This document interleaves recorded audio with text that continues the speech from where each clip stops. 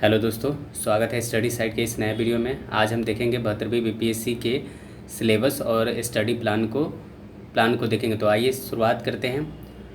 BPSC Bihar public service commission है। यह राज्य में विभिन्न प्रशासनिक एवं अन्य महत्वपूर्ण सरकारी पदों पर भर्ती के लिए प्रतियोगी परीक्षा का आयोजन करता है। तो परीक्षा में ये जो बीपीएससी 72वीं है, इसमें 3 चरण होंगे। पहला है हमारा प्रिलिमिनरी एग्जामिनेशन, जो कि प्रारंभिक परीक्षा है। दूसरा है मुख्य परीक्षा मेंस एग्ज़ाम, और तीसरा होता है साक्षात्कार।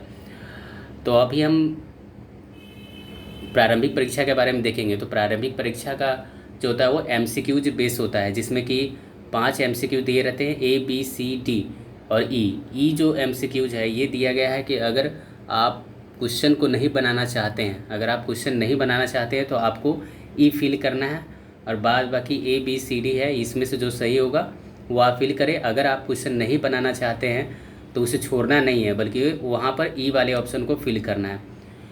कुल अंक जो होता है वो 150 अंक होते हैं। 150 क्वेश्चन पूछे जाते हैं। 2 घंटे का समय होता है। इसमें निगेटिव मार्किंग भी है 0.25 का, और ये पूरा का पूरा जनरल स्टडीज़ होता है। इस जनरल स्टडीज़ में क्या क्या होते हैं, इसमें होता है हमारा सामान्य विज्ञान होता है, और उसके बाद भारतीय इतिहास हो गया, भूगोल हो गया, राज्य व्यवस्था हो गया, भारतीय अर्थव्यवस्था हो गया, राज्य एवं राष्ट्रीय एवं अंतर्राष्ट्रीय घटनाएं, मतलब ये करंट अफेयर हो गया। फिर बिहार स्पेशल होते हैं, बिहार के समसामयिक घटनाएं होती हैं, और सामान्य मानसिक क्षमता, ये तकरीबन 10 मार्क्स के होते हैं। सामान्य मानसिक क्षमता, जिसमें या तो मैथ पूछ लिया सकता है, या रीजनिंग पूछा जा सकता है, या दोनों पूछा जा सकता है। तो आइए हम फिर विस्तृत रूप से इन सबकी सिलेबस को देखते हैं। सबसे पहला है हमारा सामान्य विज्ञान। इसमें भौतिक विज्ञान में देखते हैं क्या क्या पूछा जाता है। तो गति पूछा जाता है, बल फोर्स हो गया, वर्क ऊर्जा एनर्जी, शक्ति पावर, ऊष्मा प्रकाश, ध्वनि विद्युत, चुंबकत्व, ये सभी क्या होते हैं। तो भौतिक विज्ञान के अंतर्गत ये इन सब से क्वेश्चन पूछे जाते हैं। फिर रसायन विज्ञान के अंतर्गत देखा जाए तो इसमें मैटर से हो गए, एटम से हो गए, मॉलिक्यूल्स हो गए, acid base salt, metals and non metals हो गए, फिर केमिकल रिएक्शन हो गया, कार्बन एंड इट्स कंपाउंड, इन सब से रसायन विज्ञान के अंतर्गत पूछे जाते हैं। जीव विज्ञान में पूछा जाता है, तो जीव विज्ञान में आ गया कोशिका, सेल, ऊतक, टिश्यू, मानव शरीर, ह्यूमन बॉडी, पाचन तंत्र, डाइजेस्टिव सिस्टम, श्वसन तंत्र, रेस्पिरेटरी सिस्टम, रक्त परिसंचरण तंत्र, सर्कुलेटरी सिस्टम, तंत्रिका तंत्र, नर्वस सिस्टम, अंतःस्रावी तंत्र, एंडोक्राइन सिस्टम, रोग डिजीज, पोषण न्यूट्रिशन, आनुवंशिक जेनेटिक्स और पारिस्थितिकी इकोलॉजी, इन सब से पूछे जाते हैं।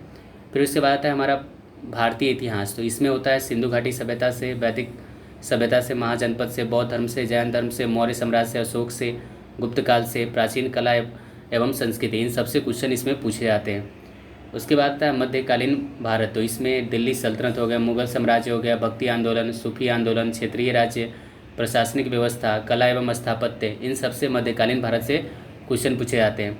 आधुनिक भारत में 1857 का विद्रोह हो गया, सामाजिक एवं आर्थिक सुधार आंदोलन हो गया, सामाजिक एवं धार्मिक सुधार आंदोलन हो गया, भारतीय राष्ट्रीय कांग्रेस हो गया, बंगाल विभाजन हो गया, स्वदेशी आंदोलन हो गया, गांधी युग हो गया, असहयोग आंदोलन, सविनय अवज्ञा आंदोलन, भारत छोड़ो आंदोलन, स्वतंत्रता एवं विभाजन, इन सब से क्या होते हैं क्वेश्चन पूछे जाते हैं। फिर उसके बाद आता है हमारा राज्य व्यवस्था। तो राज्य व्यवस्था से जो क्वेश्चन पूछे जाते हैं वो जनरली पूछे जाते हैं संविधान की विशेषताओं से, प्रस्तावना से, मौलिक अधिकार से, नीति निर्देशक तत्व से, मौलिक कर्तव्य से, फिर है राष्ट्रपति से, उपराष्ट्रपति से, प्रधानमंत्री, मंत्रिपरिषद, संसद, सर्वोच्च न्यायालय, राज्यपाल, मुख्यमंत्री, राज्य विधानमंडल, उच्च न्यायालय, निर्वाचन आयोग, विधि आयोग, पंचायती राज और उसके बाद नगर निकाय, इन सब से क्या होता है कि पॉलिटी के अंतर्गत इन सब से क्वेश्चन पूछे जाते हैं। अब आते हैं राज्य व्यवस्था के अंतर्गत देखा जाए तो इसमें जीडीपी, जीएनपी, राष्ट्रीय आय, प्रति व्यक्ति आय, मुद्रास्फीति, बेरोजगारी और राजकोषीय घाटा से प्रश्न पूछे जाते हैं। फिर है राजस्व घाटा, भुगतान संतुलन, मौद्रिक नीति, राजकोषीय नीति, इन सब से क्वेश्चन पूछे जाते हैं।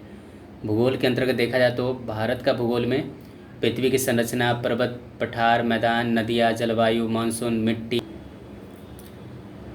भारत का भूगोल, तो इसके अंतर्गत हमें पृथ्वी की संरचना हो गई, पर्वत, पठार, मैदान, नदियाँ, जलवायु, मानसून, मिट्टी, प्राकृतिक वनस्पति हो गई, खनिज, कृषि, उद्योग, इन सब से क्वेश्चंस आते हैं। अब आते हैं पर्यावरण पारिस्थिति में।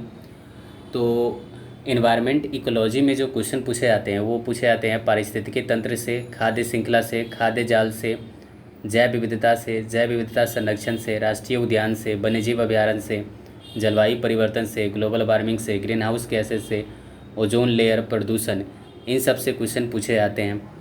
सस्टेनेबल डेवलपमेंट हो गया, रिन्यूएबल एनर्जी हो गया, तो इन सब से क्वेश्चन पूछे जाते हैं।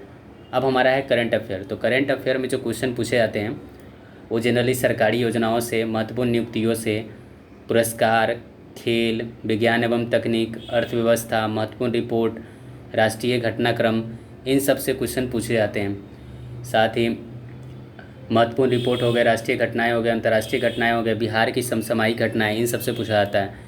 फिर बिहार स्पेशल से भी क्वेश्चन पूछे जाते हैं। तो ये बिहार स्पेशल से जो क्वेश्चन पूछे जाते हैं वो है बिहार का इतिहास, बिहार का भूगोल, बिहार की अर्थव्यवस्था, बिहार की राज्य व्यवस्था, बिहार की कला एवं संस्कृति, बिहार की नदियाँ, बिहार की कृषि, बिहार की सरकारी योजनाएं, Bihar current affair, Bihar budget, economic survey, महत्वपूर्ण व्यक्तित्व, महत्वपूर्ण स्थान और बिहार की उपलब्धियाँ, इन सब से बिहार स्पेशल में क्वेश्चन पूछे जाते हैं। अब आते हैं मेंस एग्ज़ाम के बारे में देखें। तो मेंस एग्ज़ाम जो होता है, मेंस एग्ज़ाम की एक बार पहले प्रीव्यू देखते हैं। तो मेंस एग्ज़ाम में टोटल 5 पेपर्स होते हैं। पहला जो होता है हमारा होता है सामान्य हिंदी, जो कि 100 मार्क्स का होता है, 3 घंटे का समय होता है। ये क्वालिफाइंग होता है, इसमें 30 नंबर लाने होते हैं। दूसरा जो होता है वो हमारा सामान्य पेपर, जीएस पेपर 1 बोलते हैं, ये 300 मार्क्स के होते हैं, 3 घंटे का समय रहता है। जीएस पेपर 2 ये 300 मार्क्स के होते हैं, 3 घंटे का समय होता है। फिर उसके बाद होता है चौथा पेपर जो है निबंध, ये भी 300 मार्क्स के होते हैं, 3 घंटे। और 5वां पेपर जो होता है वो वैकल्पिक विषय, मतलब कोई भी जो ऑप्शन लिया जाता है वो, ये 100 मार्क्स के होते हैं और 100 MCQ इसमें पूछा जाता है। ये 3 घंटे के होते हैं। तो इस तरह से देखा जाए तो वैकल्पिक जो विषय है और सामान्य हिंदी है, इनको छोड़कर बाद बाकी ये 900 में हमारा मेरिट बनता है। अब हम आते हैं इन मेंस एग्ज़ाम्स के और अच्छे से देखते हैं। तो 100 मार्क्स के जो हमारे हिंदी होता है, जो कि क्वालिफाइंग नेचर का होता है, इसमें निबंध 30 मार्क्स का, व्याकरण 30 मार्क्स का, वाक्य विन्यास 25 मार्क्स का और संक्षेपण 15 मार्क्स के पूछे जाते हैं।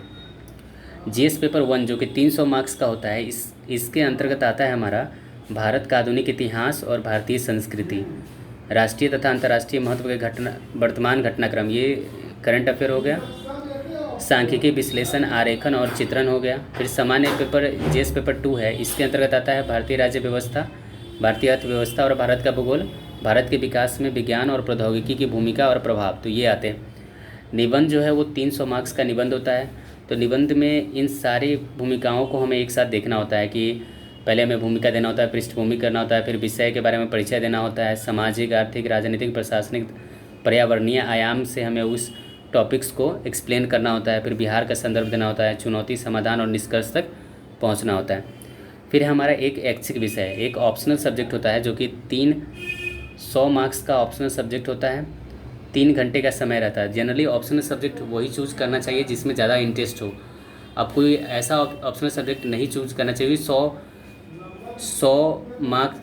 मार्क्स के होते हैं और मात्र उसमें क्वालिफाइंग नेचर का होता है, इसलिए ऑप्शनल वही ले जो हमारे जीएस पेपर में भी सहयोग करे। अब हम आते हैं आगे। तो इस तरह से हमारा ये ऑप्शनल पेपर का हो चुका है, तो कंप्लीट होता है ये। अब हम आते हैं स्ट्रेटजी के ऊपर। पहले हम बीपीएससी एग्ज़ाम्स के ट्रेंड्स को देख लेते हैं कि कौन से सब्जेक्ट से कितने मार्क्स के क्वेश्चन आते हैं। तो पहला है हमारा साइंस और टेक, इन दोनों से अगर हम 17वीं बीपीएससी में देखें तो 26 क्वेश्चन आए थे, 71वीं में देखें तो 28 क्वेश्चन आए थे। हिस्ट्री का देखें तो 17वीं में 22 और 71वीं में 24 आए थे। ज्योग्राफी में 15, 17। इकोनॉमी में देखा जाए तो इसमें इकोनॉमिक्स में आया था 17वीं में 10 और 71वीं में 8 आए थे। पॉलिटी में देखा जाए तो 12 और 14 आए थे। करंट अफेयर में 26 और 33 आए हुए थे। और फिर उसके बाद हमारा ये बिहार स्पेशल में देखा जाए तो 24, 16। मैथ रीजनिंग में 10 ही आते हैं। इन्वायरमेंट में कभी 17वीं में 2 पूछ लिए गए थे, 71वीं में नहीं पूछा गया था। तो यहाँ पर हम देखने से ये तो पता चल रहा है कि सबसे ज़्यादा जो हमारा फोकस होना चाहिए वो होना चाहिए साइंस, हिस्ट्री और करंट अफेयर पर। फिर इन सब को लेकर ही हम हमारी जो स्ट्रेटजी है 45 डेज़ की वो सब इसी पर डिपेंड करता है। तो आइए स्टार्ट करते हैं। तो इसमें देखते हैं जो 45 दिन का हमारा स्ट्रेटजी जो रहेगा इसमें इंटीग्रेटेड रहेगा। ये इंटीग्रेटेड कहने का मतलब कि 6 दिन इसमें जो हम प्रीलिम्स की तरफ देखेंगे और एक दिन जो होगा वो मेंस की तरफ होगा। तो ये पूरा का पूरा जो स्टडी रहेगा वो तकरीबन 10 से 12 घंटे का डेली का रहेगा। ये इसमें से 6 दिन हम प्रीलिम्स पर और एक दिन हम मेंस पर ध्यान देंगे। मेंस में हमें क्या करना है, तो जीएस और एसए पेपर को एक साथ लेना है, लेकिन एक ही दिन सप्ताह में किसी एक दिन को ही पढ़ना है। इसलिए हमारा सोर्स क्या होगा, तो सोर्स होगा एनसीईआरटी, जो कि 6 से 12 तक का एनसीईआरटी हो गया।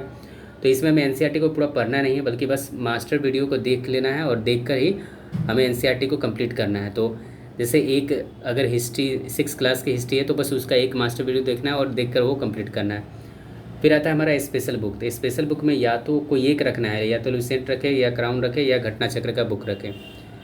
PYQs है, मतलब जो भी प्रीवियस ईयर के क्वेश्चन है, तो ये BPSC का पुनरावलोकन आता है घटना चक्र का, तो ये रख ले। प्रैक्टिस के लिए क्या क्या है, तो प्रैक्टिस के लिए सबसे ज़रूरी चीज़ें क्या है, या तो टेक्स्ट बुक ऐप रखे, या फिर लुसेंट ऑब्जेक्टिव को भी बनाया जा सकता है। तो ये हमारा सोर्स हो गया। अब हमारा ये प्लान कैसे काम करेगा, तो ये पहले हम 40 डेज़ का प्लान क्या होगा, 40 डेज़ में हम पूरे कंप्लीट करेंगे सिलेबस, और 5 डेज़ जो होगा वो हमारा प्रैक्टिस के लिए होगा। तो फर्स्ट 10 डेज़ में हम क्या करेंगे, तो हिस्ट्री, ज्योग्राफी और करेंट अफेयर में अप्रैल 25 से लेकर जुलाई 25 तक को कंप्लीट करना है। अब ये जो करेंट अफेयर का है, तो करेंट अफेयर के लिए एडिटोरियल ज़्यादा बेटर है उसका, तो वहाँ से हम मंथली कंप्लीट करेंगे। फिर सेकेंड 10 डेज में क्या होगा, पॉलिटी हो गया, इकोनॉमिक्स हो गया और करेंट अफेयर हो गया। इसमें समझना क्या है, जैसे कि हिस्ट्री का जब हम 10 डेज है, तो हिस्ट्री में 10 डेज का मतलब होगा कि इसमें हमें 6 से लेकर 12 तक का जो एनसीईआरटी है उसके मास्टर वीडियोज़ हमें देखने हैं। फिर ज्योग्राफी में सेम वही काम करना है, और साथ में इसके जो भी एक बुक, चाहे वो क्राउन का हो, चाहे लुसेंट का हो, चाहे घटना चक्र का हो, उसे हमें क्या करना है, पढ़ना है, और उसी का और घटना चक्र के MCQ से उसे कंप्लीट करना है। तो यही काम सारे में करना है। फिर उसके बाद हमारा आता है थर्ड 10 डेज, जो अगला जो हमारा 10 दिन होगा उसमें हम क्या करेंगे, तो साइंस कंप्लीट करेंगे, मैथ और रीजनिंग, और उसके बाद करेंट अफेयर में हमारा ये दिसंबर से लेकर मार्च 26 तक चलेगा।